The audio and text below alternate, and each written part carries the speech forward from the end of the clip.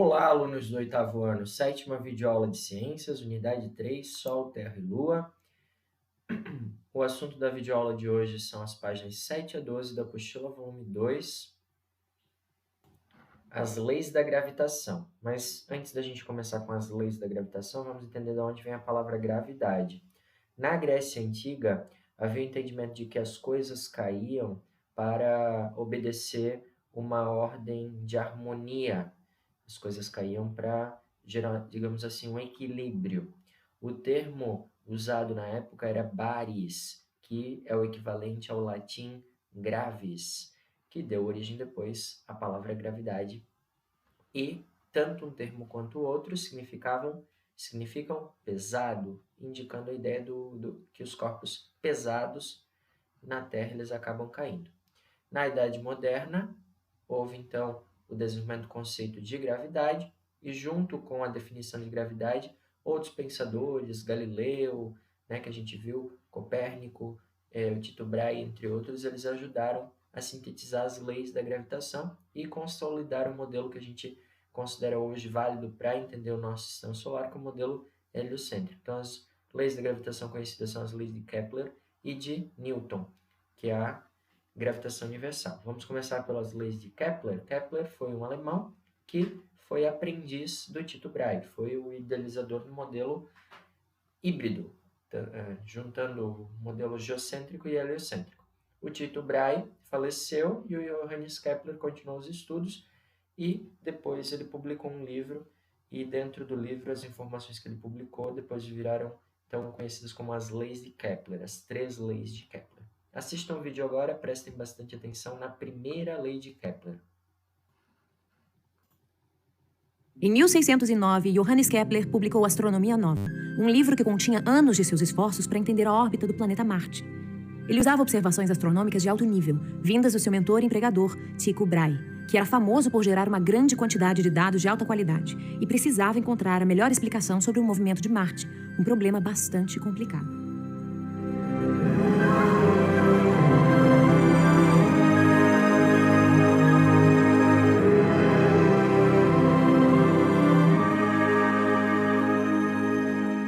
Havia 3 modelos do sistema solar na época, mas nenhum funcionava para Marte. Primeiro, o sistema ptolomaico, que colocava a Terra como centro, com o Sol e os planetas orbitando-a em círculos perfeitos.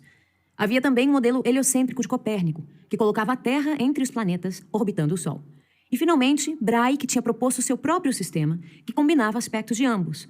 Colocou a Terra como centro, com o Sol e a Lua orbitando a Terra, mas os outros planetas orbitavam o Sol. Os 3 sistemas contemplavam órbitas circulares, porque o círculo era aceito como a figura ideal. Copérnico, Galileu e Brahe acreditavam que os planetas viajavam em trajetos circulares, mas os dados não batiam com essa crença. Em seu lugar, Kepler descobriu que uma nova figura, a elipse, funcionava muito melhor. Uma elipse é como um círculo achatado e tem propriedades especiais. Podemos desenhar uma com uma corda solta, colocando-a dos 2 lados do papel e usando um lápis para manter a corda esticada enquanto ela se move pelo perímetro. O resultado é uma elipse. O comprimento da corda nunca muda, o que quer dizer que a soma das distâncias entre os pontos finais, ou focos, e qualquer ponto dentro da elipse são constantes. Em Astronomia Nova, Kepler dizia que Marte viajava ao redor do Sol, que está em um dos focos da órbita, em uma órbita elíptica. Em seguida, expandiu sua primeira lei a todos os planetas e demonstrou que essa figura coincidia com as informações disponíveis. Quanto mais distantes os focos, mais comprida e fina a elipse. E a esse parâmetro de finura se denomina excentricidade. Os cometas, por exemplo, podem ter órbitas muito excêntricas, chegando a se aproximar imensamente do Sol antes de darem a volta e viajar até as regiões mais distantes do Sistema Solar. Em contrapartida, em um círculo perfeito, os 2 focos se localizam um em cima do outro, exatamente no centro. As órbitas dos planetas no nosso Sistema Solar não são muito excêntricas. São muito próximas de serem circulares, o que talvez explique o porquê se pensava que as órbitas de círculos perfeitos eram o que naturalmente devia ocorrer. Não foi fácil abandonar uma ideia tão central quanto essa, mas com sua primeira lei, Kepler rejeitou as órbitas circulares e demonstrou que uma elipse poderia explicar melhor os movimentos observados em Marte. Ao ser estendida a todos os planetas, a lei determinou que a órbita dos planetas segue uma figura elíptica, com o Sol em um dos seus focos. A primeira lei de Kepler, então, a lei das órbitas, ela está relacionada ao fato de que os planetas eles não têm uma órbita circular, e sim uma órbita elíptica, e eles descrevem essa órbita elíptica, enquanto que o Sol ele está em um dos focos da elipse. Sendo que a região em que o planeta percorre mais próximo do Sol é denominada periélio, enquanto que a região em que o planeta percorre mais distante do Sol se chama afélio. Agora vocês vão assistir um segundo vídeo a respeito da segunda lei de Kepler. Graças às meticulosas observações do seu amigo e empregador Tycho Brahe, Johannes Kepler foi capaz de testar várias hipóteses para descobrir como o Sol e os planetas estão arranjados no Sistema Solar. E, eventualmente, isso levou às suas 3 leis de movimento planetário. Em 1609, ele publicou as 2 primeiras leis em um livro chamado Astronomia Nova, que focava principalmente nos movimentos do planeta Marte. Marte era quase como um enigma. Os seus movimentos observados não batiam com nenhum dos modelos propostos do Sistema Solar, que envolviam órbitas circulares.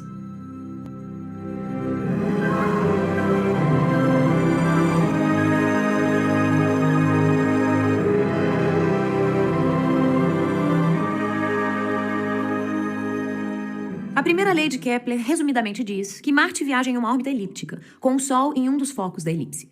Apesar de denominar essa como sua primeira lei, Kepler só chegou a essa conclusão após chegar à sua segunda lei, que diz que se desenharmos uma linha do Sol até Marte e esperarmos por um tempo fixo, essa linha percorrerá uma certa área enquanto Marte se mover através de sua órbita. O que Kepler percebeu foi que essa área será exatamente igual, não importa em que pedaço da órbita estivermos. Essa lei pode ser resumida como a lei de áreas iguais em tempos iguais. E ela funciona porque Marte não se move a uma velocidade constante. O planeta acelera ao se aproximar do Sol. Portanto, se Marte se aproxima do periélio, ou o ponto na órbita mais próximo do Sol, ele viaja mais rapidamente do que no afélio, ou o ponto mais distante. No primeiro caso, a linha que liga Marte ao Sol é bem curta, mas porque o planeta está se movendo mais rápido, ele cobre uma vasta distância. No segundo caso, a linha é muito maior, mas Marte se move mais lentamente. De qualquer maneira, a área percorrida num período fixo de tempo é a mesma.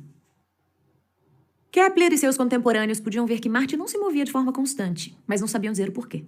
A relação inversa que Kepler propôs entre a distância do Sol e a velocidade orbital podia explicar as observações enigmáticas dos movimentos de Marte, mas somente se a órbita fosse uma elipse. Uma órbita circular significaria nenhuma mudança na distância do Sol através do tempo, e, portanto, a velocidade também seria constante. Essas 2 afirmações, de que Marte viaja em uma órbita elíptica e a sua velocidade varia de maneira que a linha entre Marte e Sol percorre áreas iguais em tempos iguais, foram generalizadas para incluir todos os planetas em 1621. E essas são as leis que constituem a primeira e segunda lei de movimento planetário. A segunda lei, como foi descoberto depois, é também uma consequência da conservação do momento angular, um conceito que não era conhecido por Kepler no século XVII. O momento angular é a quantidade de movimento de rotação de uma partícula ou de um sistema de partículas, assim como Marte e o Sol, e na ausência de forças externas, é uma quantidade fixa.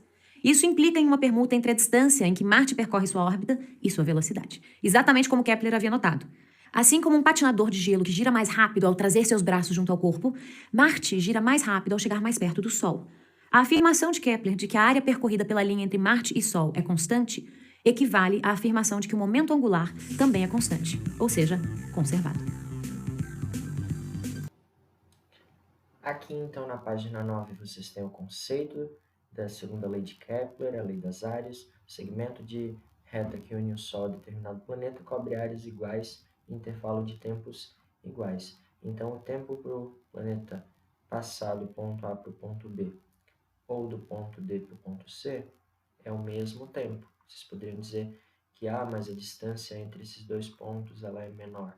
Mas é que aqui, quanto mais próximo do Sol, mais rápido o planeta ele vai passar. Porque próximo ao Sol, maior a força gravitacional. Então, ele vai passar mais rápido. Aqui ele vai passar mais lentamente. Então, aqui o tempo vai demorar mais... Aliás, aqui o tempo vai demorar o mesmo tempo que aqui, só que a área... Aliás, o comprimento aqui do ponto A ao ponto B vai ser maior do que esse. Mas a área A2 e a área A1 é exatamente a mesma. A terceira lei de Kepler ficou conhecida como a lei dos períodos. Aqui o enunciado dela. A razão, ou seja, a divisão entre o quadrado do período de translação de um planeta e o cubo do raio médio de sua órbita é igual para todos os planetas no Sistema Solar. O que significa isso? Significa essa fórmula aqui, a terceira lei de Kepler. O quadrado do período de translação dividido pelo cubo do raio médio da sua órbita. Então, se eu dividir esse valor por esse de qualquer planeta, o resultado de todos os cálculos para qualquer planeta é exatamente o mesmo. E isso vocês encontram no exercício número 7, na página número 14. Mas antes da gente ir para o exercício 7, só fazer um lembrete aqui.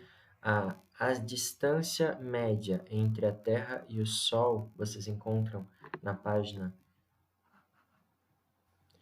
8, é de 149 milhões e 500 mil quilômetros. Essa é a distância média. E essa distância a gente vai adotar a unidade AU, unidade astronômica. A gente diz que essa distância da Terra ao Sol equivale a 1 AU, uma unidade astronômica.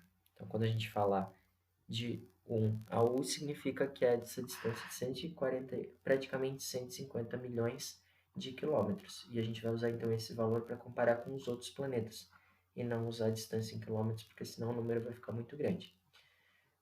Então, aqui no exercício número 7, a gente tem, na página 14, a gente tem já calculados o período de translação ao quadrado de cada planeta nessa coluna e também o cubo do raio médio de cada planeta, ou seja, a distância média de cada um. Isso para valores comparados com o valor da Terra. A gente indica então que o da Terra equivale a 1, né? 1 AU, essa distância da Terra. E esse 1 aqui seria um ano da Terra, né? Mercúrio e Vênus demoram menos tempo para girar ao redor do Sol, então eles têm uma duração de ano menor do que o da Terra. Então, se a gente calcular, fazer a divisão aqui de cada um deles, ó, de Mercúrio, esse valor por esse, a gente vai encontrar o valor igual a 1. Aqui em Vênus, a mesma coisa. Terra, 1 dividido por 1 vai dar 1.